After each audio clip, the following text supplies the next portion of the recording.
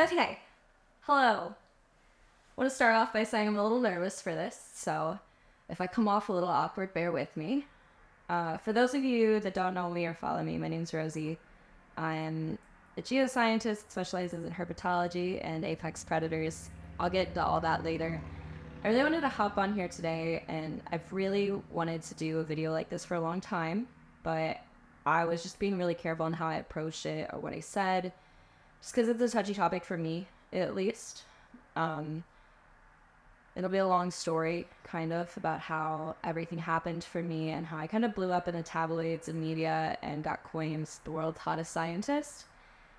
And I've never touched on that in any interviews or anything, just because I decided personally that if I ever talk about all the tabloids and people calling me that and what all that meant for me and how it's impacted me, that I wanted to make sure it was in my own words, that nobody took an interview I did, cut it up, and made it something sensational or misrepresented how I feel. So this is me in my messy bedroom, coming to you live with just a raw, hopefully uncut video about everything that happened, how it started, how I feel about it, and how things are going today. So I guess I'll start with, obviously my name's Rosie. I moved from Missouri to Florida when I was 20. I did my first 2 years of college in community college, because in Missouri it's free. And then I moved down here. My dad has always lived in Florida, and he's been a big influence because he's a scuba diver. He's very outdoorsy as well. So he actually made me get scuba certified when I was like 10, and then my advanced when I was 12. So I've been visiting Florida since I was a kid, just in the summer for like a month to stay with my dad. So I grew up kind of diving, being outdoorsy, and I just decided that I wanted to move to Florida, and I really wanted to study sharks. And that was my whole passion and goal. I was like, I'd been diving with him before, forced my whole family to go diving with him, and I was like, I love sharks. I was like, I can't believe you can interact with them like this. I never thought that was possible growing up in Missouri. So I just decided, like, heck, I'm just going to do it. I'm just going to send it and move to Florida. So I left all my friends and family, that's my dad, obviously, and I moved to Florida. And I immediately started, like, working on some shark charters down here. A captain gave me a position helping out as a safety on the dives. So I had to learn how to free dive very fast, because most of those operations are done free diving, not scuba. So I started learning how to free dive, and I was always surrounded by guys that did it and not girls. And the boys would always tease me because I didn't know how to do it. So I'm competitive. I am super competitive. So I started getting really into free diving, and now I'm better than all the boys because I just had to take it that far. Typical. So I can dive up to 150 feet is my record. There's divers that can do way better, honestly. My training has been lax the past like 4 years. I haven't done any competitive dives. Just got back on a line like 2 months ago for the first time in years, and I was hitting 130, but couldn't really push it past that. So I'm not super stoked, but we'll get back out there. So that's kind of basically how I ended up in Florida. Fast forward. I finished my undergrad, and I was like, what do I do now? And I wasn't ready to enter the workforce. I felt like I didn't have enough experience, and I've always wanted a graduate degree. So I applied to FAU for grad school, and I got into their geoscience program because I really liked GIS and remote sensing, and it's really used in a lot of wildlife and environmental research. So I was like, maybe I just focus on that, apply it to wildlife research, and then if I ever want to leave wildlife, there's tons of good paying GIS jobs.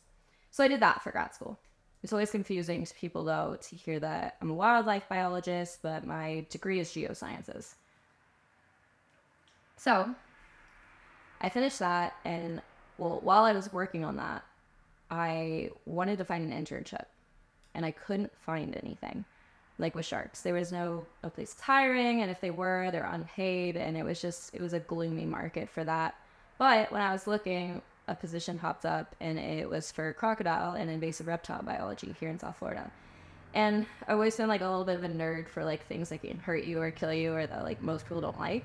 So I was like, I could do snakes and crocodiles. Like that could be fun. So I started working at that lab, and it was really chaotic. So I was actually still in grad school I bartended all of college at like a sports bar. So I was bartending on the weekends, Friday through Sunday. I was working a 20-hour-a-week internship at, I don't know if I should say the lab, at the lab in Florida for crocodiles and snakes. And then I was also working for the university as a research assistant for 20 hours a week and had full-time grad school classes.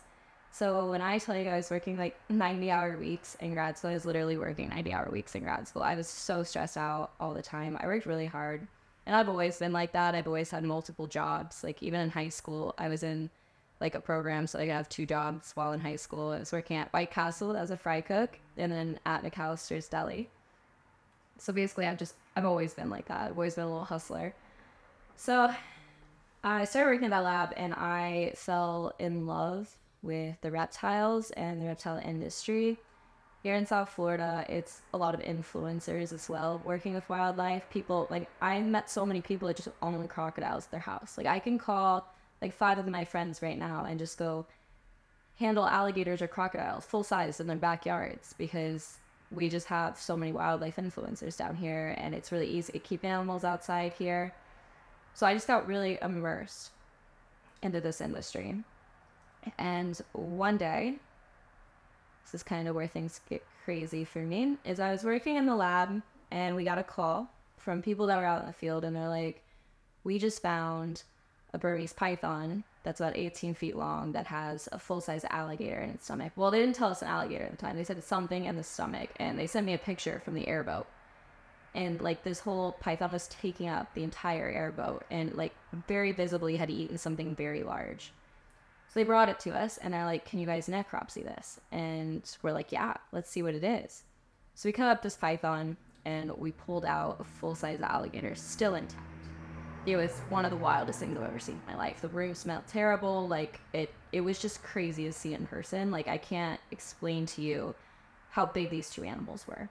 So it was a really crazy predation event. And at the time, I didn't really do social media. Like I had some pictures up and stuff, but I didn't like do influencing. I had no idea how to make an Instagram reel or how social media worked. And one day, a few months later, because again, I didn't post it right away because I didn't think anything of it because I didn't do influencing at the time, I randomly was like, oh, this would be kind of cool to like cut into a reel. This is one of the first reels I ever posted. And it blew up. I remember I was sitting at work and I looked at one of my coworkers when it hit 100K views, and that was like the most views I'd ever gotten in anything. I was like, Brianna, I think this is going viral. And she's like, really? And I was like, yeah. And I showed her, I was like, look, it's at like 100K views. And like, little did I know, it was not going to stop from there. So it started getting into the millions of views. People started stealing it, sharing it on their pages, stuff like that. And then I was driving home from work and I checked my message requests on Instagram and it was CNN. And they're like, can we talk to you in 2 hours, like live? And I was like, what?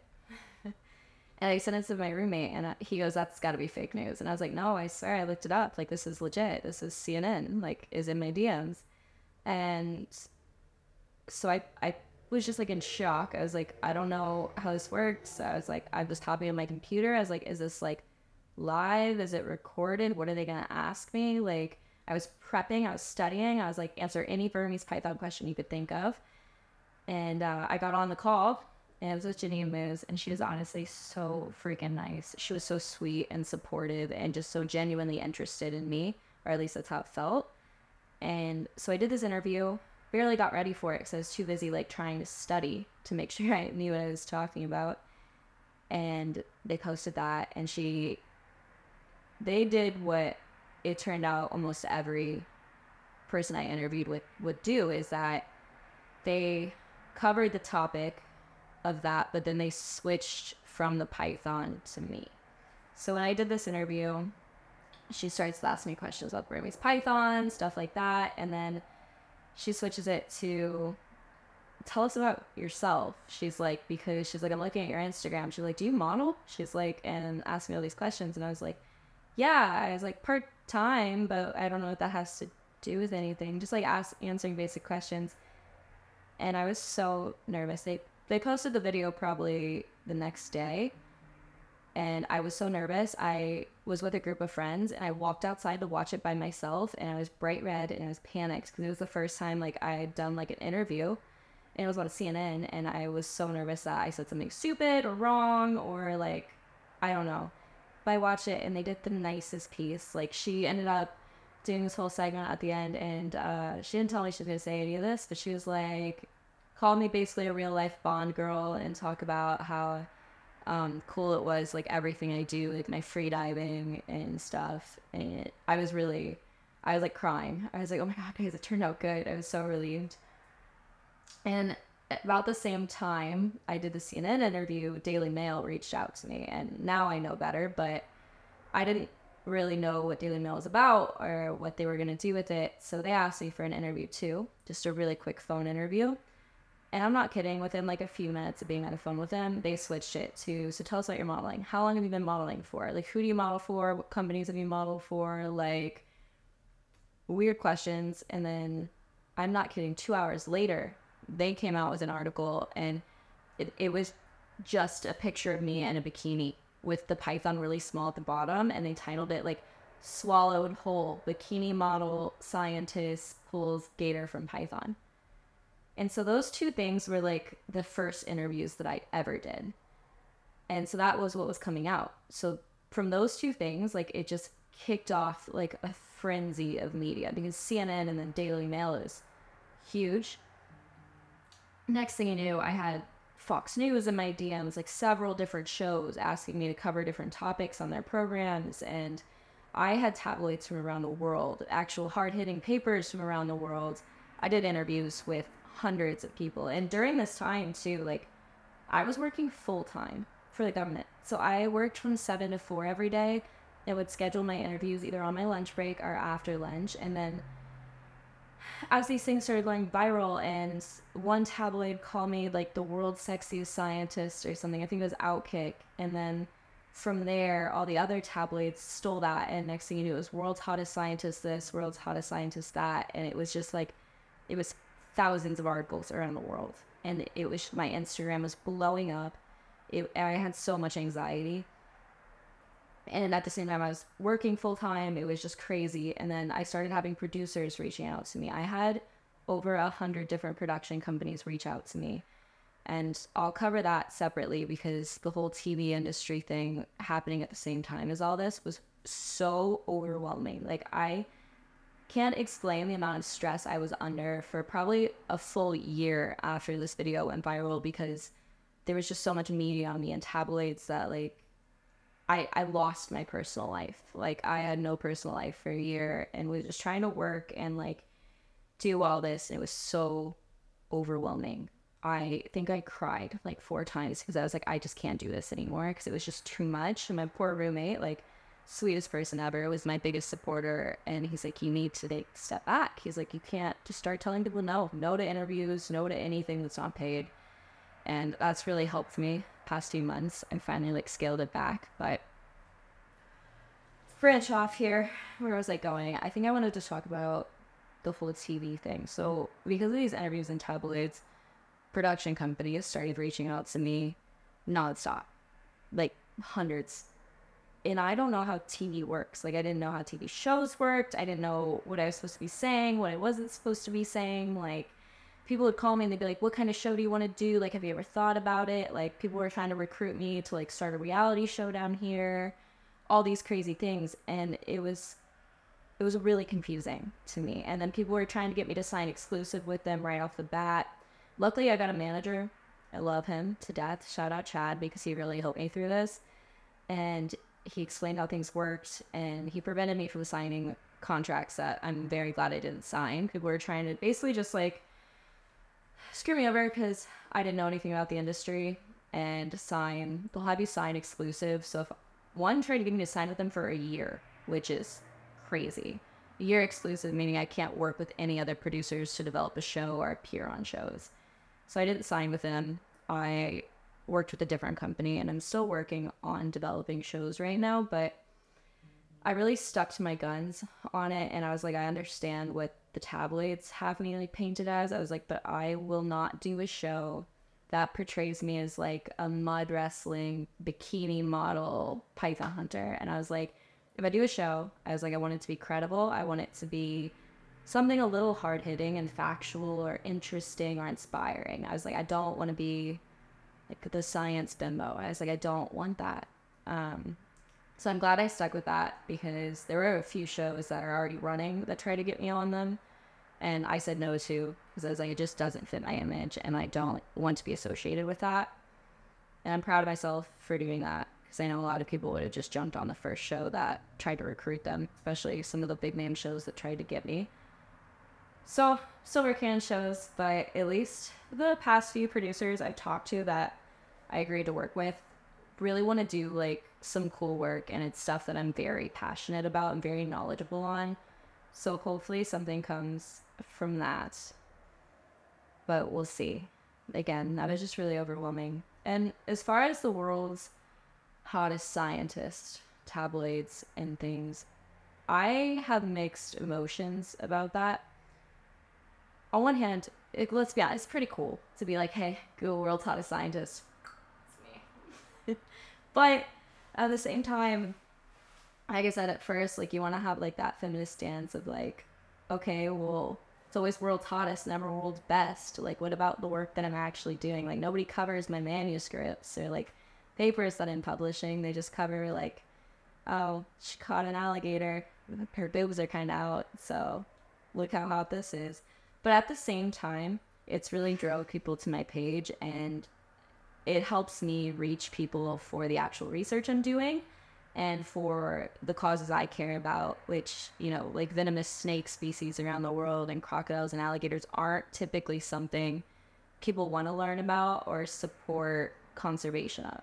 So if I had to give the pro to everything, it's that like I now have a platform to do the work that I want to do and have people support it. So that's definitely been great. I was gonna say something else and I've already gotten sidetracked. But it's also given me opportunities too, though. Like, I've done like a lot of like celebrity trips over the past few years, and I've met my idols, like people I've looked up to for years as well. Like, I just went to the Bahamas with like Christina Ochoa. I didn't tell her, but I've stalked her for years. She always hangs out with my friends. I'm like, she's so cool, and I loved her. Dylan Efron, he was a great guy, genuinely amazing. Andre Musgrove. I got to host Shark Week. That was my first like show that I was like a main character on, and that was really cool. And maybe I'll do a review on that sometime too, but I don't know what all I'm allowed to say. But it was genuinely one of the coolest experiences in my life, and what they had us do was insanely dangerous and insanely cool. So I'm glad to be associated with shows like that and people like Andre, who was just an absolute monster in the water and just an amazing conservationist. So I think I've handled everything right, and I think we're down the right path now. But we'll see. We're still figuring this out.